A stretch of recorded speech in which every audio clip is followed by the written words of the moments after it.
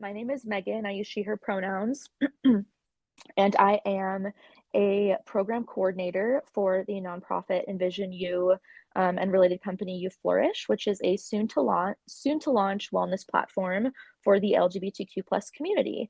And I got connected with Circles along with my colleague Stephen Hayden, who usually hosts this room every Thursday, just in a way to start figuring out how to build virtual community and honor and value lived experience. That is something that I'm very passionate about as a person in recovery myself, a queer person in recovery. So the work that we do is very important to me, both personally and professionally. And so I'd like to next introduce Brad, who is the vice president of the nonprofit Envision You and is our special guest tonight. So Brad, I was hoping that you could introduce yourself to the listeners, your pronouns, and any just passion for this work and maybe what your role is at Envision You to get us started. Yeah, sure. And thanks for having me on. I'm really glad to be here tonight. Sorry that we're getting started a little bit late, but my name is Brad Barfield. I use they, them, and he, him pronouns. I'm vice president at Envision You, and so work really closely with Megan and Stephen. And like Megan, I'm also a queer person in recovery, and I also manage my own mental health challenges. So I currently manage anxiety, depression, and a panic disorder, and have been sober from alcohol for 5.5-ish years. And so, yeah, I come to this work at Envision You because it's very personally important to me. And I also just really believe in the work, and I'm just really glad to be here tonight. Amazing. Well, we're very happy to have you here. So something that Stephen does that I have appreciated within these sessions is beginning with a motivational message, just to start grounding us and begin setting that container because of the content we're going to be talking about today. We're going to be diving into building community strength and what that looks like for the queer community. And some of that is difficult to talk about because of the reasons that we need, to actually build community around ourselves as a coping mechanism. And so I would just invite us to ground ourselves. And so the message that I'm going to leave us with as we begin today is I invite you to connect with the remarkable power that resides within you. You have the capacity to unearth your inner strength, to tap into your resilience, and to stand unwavering alongside your inner self. In a world that can sometimes seem uncertain, I invite you to acknowledge that your experiences and inner strength serve as your foundation. Your presence holds significance and value, not just for yourself, but for the world around you. You are the one shaping your story, nurturing your inner power and determination. And I'm hoping that we can move into this evening together in this conversation with some renewed energy and confidence as we go into this conversation. So I'd like to start with providing just some information about some of the challenges that queer people, in particular young people, are at higher risk for. And I'm going to be dropping some statistics, and then I'm going to begin that conversation with Brad about beyond just the numbers, right? The stories and the work that they are doing. So 41% of LGBTQ plus young people have seriously considered attempting suicide in the past year. And then 40% of LGBTQ plus young people have not found their home to be LGBTQ plus affirming. And this is from the Trevor Project. And I think that it's important to note here that as young people, some of these concerns, especially because of different levels of privilege that we hold, this can also impact the access to care to address some of these mental health concerns can have. And that can carry into adulthood. So according to SAMHSA, LGBTQ plus adults are more likely than their straight adult peers to use substances, experience mental health issues, and to have serious thoughts of suicide. And it's important here to note that LGBTQ plus people don't experience these challenges, these disparities, because something is wrong about this identity. That is by no means the case. These mental health concerns exist because of certain systems that we have in place that discriminate against folks with particular identities. This could be school system, healthcare systems, government systems and policies as well, such as the over 600 anti-LGBTQ plus bills that have been introduced. And this also can happen within more interpersonal relationships. So whether this is friend groups, maybe caregiver and child relationships, these can contribute the level of concerns that we have related to our mental health. And so with that, I'd like to introduce Brad. I know a program that Envision U has is Q is for questioning. And so I was hoping that you could speak to the work that program does and how it relates to some of this lack of inclusivity or affirming spaces within interpersonal relationships. Sure. So yeah, Envision U, so the Trevor Project gives us a ton of data. It's great data, although it's very disconcerting most of the time. But there's a statistic from the Trevor Project that we really have centered some of this work on. The idea, or the statistic, is that an affirming adult in an LGBTQ plus child's life reduces their risk of suicide by 40%, which is a huge number, especially because, and this is true in Colorado, and I believe nationally, that suicide is now the number one cause of death for youth. It sort of like bounces back and forth between firearms, but it's really, really high up there nationally. And Envision U absorbed that statistic and really just tried to think, okay, well, what does it mean to be an affirming adult? How can we as an organization think about how we can give aspiring affirming adults the tools and skills and resources and language that they need to provide more affirming spaces for the LGBTQ plus youth in their lives? And so Cues for Questioning is the result uh, of our program development, which all of Envision U's programming is community informed and community co-created. But it's a set of 3 workshops, at least currently, that are about 2 hours apiece, that bring trusted adults together. And that can be folks that are related to or guardians of queer youth, like parents, grandparents, foster and adoptive parents, other adult family members, but also folks like teachers, coaches, social workers, librarians, business owners, nonprofit leaders, anyone who has or can be a supportive adult for an LGBTQ plus youth are folks who come to these sessions. And we have a curriculum that the Butler Institute for Families, that is based out of the University of Denver, helped us to create, that's evidence-based and trauma-informed, and that does guide our work. Like, we talk about language, we talk about frequently asked questions, we have interactive activities, but a lot of it is really about just providing space for adults to come and ask the hard questions that it'd be really challenging to ask their kids, or the kids in their life. And it provides a space for people to be kind of messy, because we all could use that.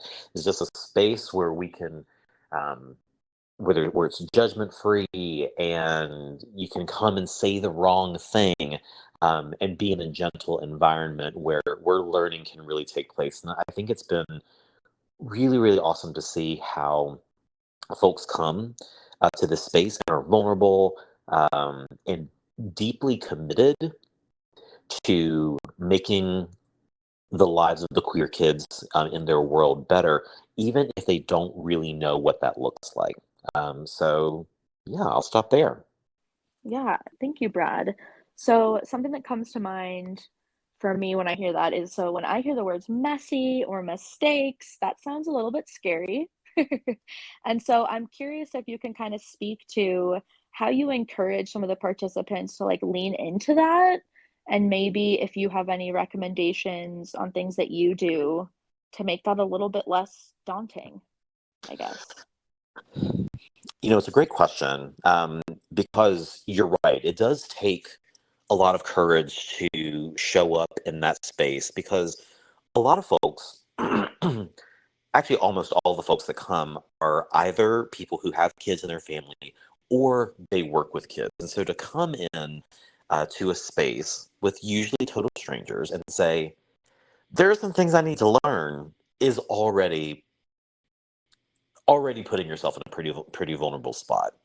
Um, so I will say that a few of the things that we do is we start off with some group norms that we help to sort of set the mood for the space, and we talk about what it means to be vulnerable and how there's strength in that. We mention the uh, the notion of vulnerability being necessary to the growth process, and we also do a guided meditation at the beginning of the session that allows folks to just get a little bit more grounded in their body. And for a lot of folks, it's maybe the first time that they've ever done a guided meditation. And some folks have really said that, that in and of itself, just spending 2 minutes connecting with their body and being present, especially after a long day, because these sessions usually take place in the evening, gives them a little bit of the brain space that they need to really focus on what's at hand and try to quell some of that anxiety. But it's really just about making sure that folks know that the whole point is to bare your soul and say the things that are on your mind, and with the knowledge that that you're not going to be schooled if you say the wrong thing, because we're all on this learning journey together. Awesome. Thank you, Brad. And for the benefit of our users, I'm actually in the process right now of attending this workshop, and I can definitely attest to the benefit of having a mindfulness practice before having some of those conversations, because I find that a lot of that can show up in our body, that discomfort. So that has been a very positive experience. And so I just wanted to pause here. Chelsea, just wanted to see if you had any thoughts, any reflections, or questions for Brad before we move on to the next topic. I don't, but I wanted to commend you for that work and say that I love it. And again, I think of my mom as a litmus test, and she would absolutely benefit, and I know I would benefit through that as well. So thank you for that work. Thanks, Chelsea. Yeah, thanks, Chelsea. So, Brad, I'm curious, what are some of the common questions that come up from participants that come to this workshop? Yeah, I mean, the questions are really across the board. I mean, everyone's coming in with their own desires in terms of like what's on their mind. Maybe it's a recent experience that they've had or are having.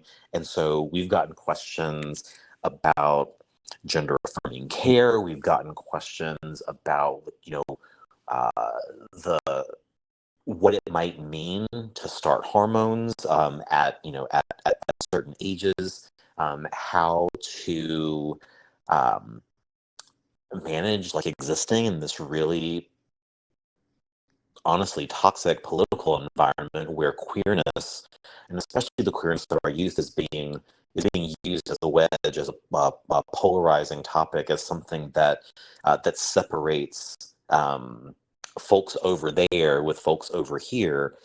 But a lot of times, like, what comes up is just really questions about being in relationship.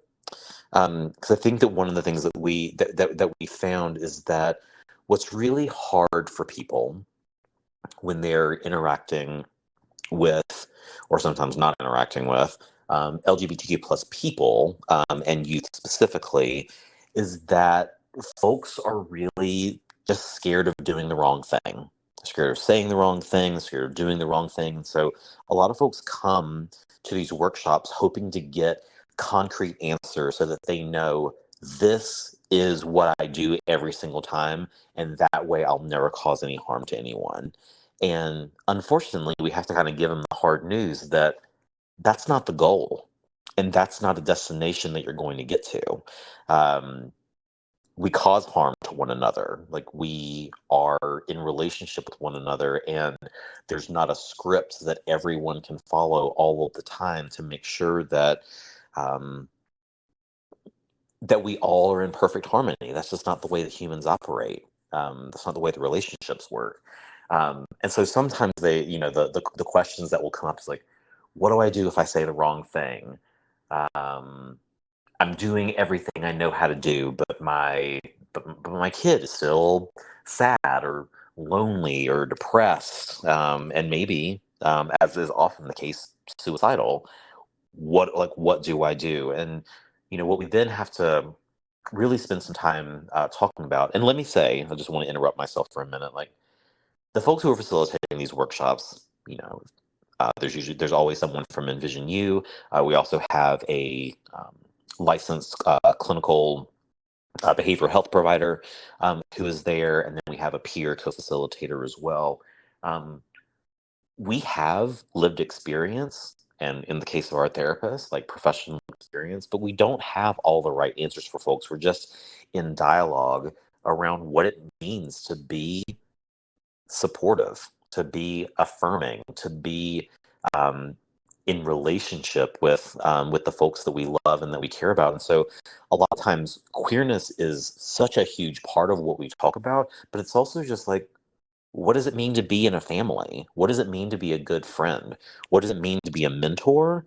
And it turns out that I love this program, and it means so much to be talking about queer youth and their specific experiences.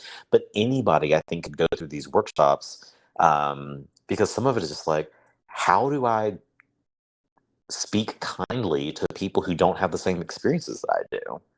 Um, Another question that comes up quite a bit, and this is a challenging one, is how do I talk to people in my orbit who might not be supportive of my child's journey? And so everyone that's coming to these workshops, at this phase, are coming because they want to make a change. They want to improve in some way. But not everyone in the world, and not everyone in their orbit is going to want to do that. And so what does it mean to know that there are people in your world, and maybe it's your spouse, maybe it's your parents, maybe it's a teacher, um, are not going to be thinking about supporting and affirmation in the same way that you are. And so it makes for some really interesting conversations. Wonderful. Thanks for that. Especially just considering that I'm sure interesting conversations come from the fact that we are all at a different place in our own learning journey. Um, and something else that I wanted to call attention to was something that Chelsea shared in the chat about this emotion of fear that can come up. And I think this is a very common reaction for folks to receive when they come out, particularly to a caregiver, for example. And I'm wondering if that is an emotion that comes up and is talked about often in this workshop, that idea of fear. Oh my goodness, all the time. And in fact, it's probably the emotion that comes up most often, and honestly, for a really good reason. Um, the world is a scary place, and it's a really scary place for queer people, and it's an especially scary place for queer youth these days. I mean, their identities and how they're expressing themselves and the things that they need to thrive are being attacked, and particularly the parents and grandparents, like the family members and guardians that show up in this group. I think a lot of what's driving them to come to a workshop like this is fear. Fear that their child is going to get bullied, fear that their child will not be able to live the life that they want to live, fear that their child actually might cut their life short, which unfortunately happens all too often, based off of some of the statistics you were talking about earlier, Megan. So fear is a very dominating part of the conversations. And I think one of the things that we really have to spend a lot of time talking about is the validity of that fear, and also not letting that fear define the ways in which you show up for your kid or the kids in your life, because an accompanying emotion, or at least mindset around fear, is control. And control, it's particularly when it comes to gender identity and sexual orientation and expression and individuality, usually doesn't go very well. Control, when it's put on someone, especially a young person, that often comes um, in the form of asking people to be less of themselves. Or one of the things we talk about quite a bit is this notion that people feel like they have to share, and sometimes even replicate the challenges that this person, as a queer person, like, might experience in the world, and that is what folks are leading with.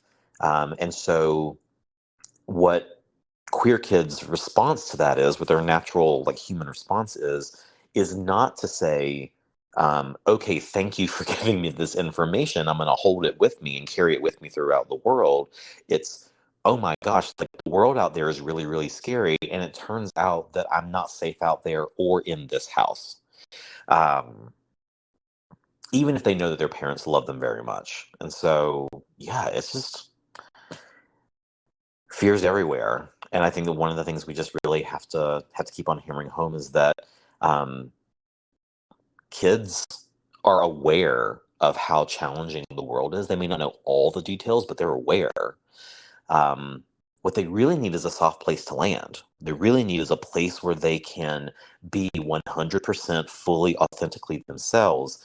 And when they have that, they're able to build up their chosen family and the resilience that they need to go out and be in that world that's not always going to treat them so nicely. Not more of the same with the people that are supposed to care about them most. Thanks, Brad. I love that idea of that what they just need is a soft place to land. Um, I think that is just very important. And so I guess off of that, like, what can we do um, to support queer young people, and like what recommendations are folks given when they come to this workshop on how to create an affirming environment? And I do just also want to call attention to the time that we only have 7 minutes. But I was hoping that maybe you could speak to that a bit before we end today. Yes, and thank you for the time check. Um, yeah, I mean, some of the things that we talk about are, like, really incredibly simple. And one of the things that we often say in this workshop is that just because something is simple does not mean that it's easy. Oftentimes, simple things can be really, really hard. But some of the simple things that we talk about is um, asking the right questions, being curious, and really embracing this idea of every piece of information that an LGBTQ plus kid gives you is an absolute gift. It is, um, it is vulnerability personified to share a piece of information with you that you technically have the capacity to use against them, right? Like, you have the capacity to make them feel smaller with this vulnerability. And every time that doesn't happen, every time that capacity for harm is actually turned into affirmation and curiosity and love, that really, really builds a lot of resilience. That tells them, oh, my identity is on the table for discussion.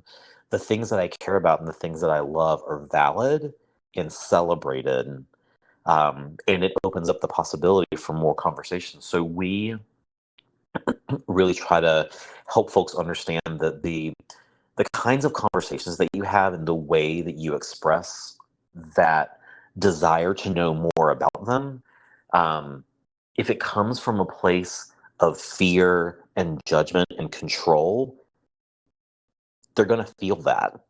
And it's going to be less likely that they're going to open up in the future. Whereas if you come from a place of curiosity and love and openness, that just opens up so much more of a dialogue and allows them to tell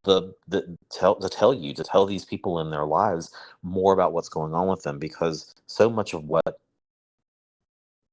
queer kids need is, and honestly all kids really need this, and honestly all adults need this as well, is like the freedom to explore, the freedom to not exactly know, like, this is my identity and this will always be my identity, and I'm going to tell you this now at the age of 13 and nothing will ever change. Like, that's not how the world works for most people, but we're put into these boxes, and we try to sometimes put ourselves into these boxes so fast and so rigidly that it cuts off that ability to explore, which is why, I came out as non-binary like just a few months ago, because no one ever had the conversation with me that exploring my gender was something that I could do. And it wasn't until I was like with a whole bunch of other queer people that were also doing that I could feel brave enough to do that on my own. And so asking the right questions, I think, is really important. I would say the other thing that we really focus on is learning and growing in your own time. So there's a lot of work that we as individuals have to do to be in good relationship with people that hold different identities for ourselves than ourselves. And that is true for queerness, but it's not just true for queerness. It's if you have friends or family members or colleagues that have a different religion than you, or of a different race, or are extremely different in terms of socioeconomical situations, whatever it may be, like, you do not understand the experience of that person, but it doesn't mean that you can't love that person. It doesn't mean you can't accept or affirm or celebrate that person. But you might have to do a little bit of work. And some of that work is being in relationship with that individual and having conversations and learning more about their experience. But we can't put all the work on the person who has that identity. We have to do some of that on our own. And so we spend some time talking about, like, as simple as it sounds, go read a book, listen to a podcast, watch movies and TV, and find social media outlets where queer representation is on full force, and that's the desire of the person creating that content, is to share those stories with people. And lastly, just find your own support system. Like, this work is hard, and it's hard to be scared for and fear for the people that you love. And sometimes you might need to talk with other people about that, and not put all of the burden of those challenging conversations on the folks who are already experiencing some of what it means to live in a world that's not built for them. So, yeah. Because that is a very exhausting place for people to be put. So thank you, It sure Brad. is. So we are at 1 minute left. I just wanted to extend a huge thank you and gratitude, Brad, for being here and answering some questions. Apologies, folks, for some technical issues as to why we started late today. I guess, Brad, Chelsea, Nay, as well, if you would like to jump in. Any final thoughts, questions that folks would like to leave us on before we close out this evening? Just a big thank you to both of you. Thanks, Chelsea. And thanks for joining, Nay. Well, thank you all again for joining. I hope you all find a safe place to land, and I hope you have a great evening. Thanks for having me. Bye-bye. Goodbye.